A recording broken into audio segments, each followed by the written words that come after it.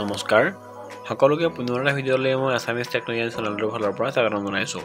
প্ৰথম প্ৰশ্ন ভাষা আন্দোলনৰ প্ৰথম শ্বহীদ কোন? উত্তৰ ৰঞ্জিত বৰপূজাৰী। ৰঞ্জিত বৰপূজাৰী হৈছে অসমৰ ভাষা আন্দোলনৰ প্ৰথমগৰাকী শ্বহীদ।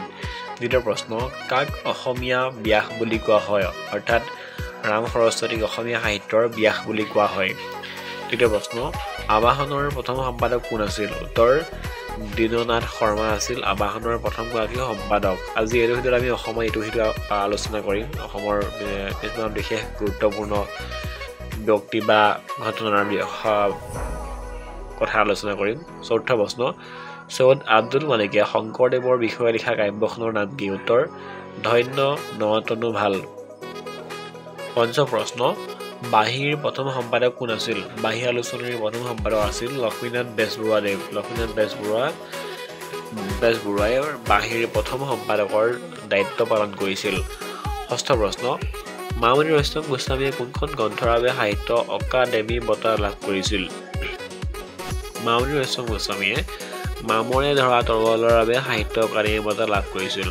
সপ্তম প্ৰশ্ন সাহিত্য অকাডেমি বঁটা লাভ কৰা প্ৰথম অসমীয়া গল্প সংকলন কি? উত্তৰ গোলাম। গোলাম হৈছে প্ৰথমখন অসমীয়া গল্প সংকলন যি সাহিত্য অকাডেমি বঁটা লাভ কৰিবলৈ সক্ষম হৈছিল।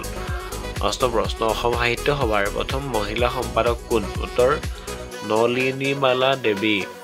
নলিনীবালা দেৱী হৈছে অসম সাহিত্য সভাৰ প্ৰথমগৰাকী মহিলা সম্পাদক। নৱম প্ৰশ্ন দেৱকান্ত বৰুৱাৰ একমাত্ৰ কবিতা পুথিখন কি?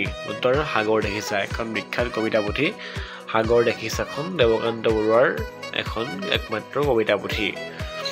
দেন দশম প্ৰশ্ন জ্যোতিপ্ৰসাদ আগৰৱালা ৰূপকোঁৱৰ জ্যোতিপ্ৰসাদ আগৰৱালাৰ কবিতা পুথিখনৰ নাম কি? উত্তৰ লুইতৰ পাৰৰ অগ্নিসুৰ। ৰূপকোঁৱৰ জ্যোতিপ্ৰসাদ আগৰৱালাৰ কবিতা পুথিখন হৈছে লুইতৰ পাৰৰ অগ্নিসুৰ। একাদশ প্ৰশ্ন জোনাকীৰ প্ৰথম সম্পাদক কোন আছিল? উত্তৰ চন্দ্ৰকুমাৰ আগৰৱালা। জোনাকীৰ প্ৰথম সম্পাদক আছিল চন্দ্ৰকুমাৰ আগৰৱালা। জোনাকী আলোচনী জোনাকী যুগৰ ত্ৰিমূৰ্তিৰ অন্যতম আছিল চন্দ্ৰকুমাৰ আগৰৱালা।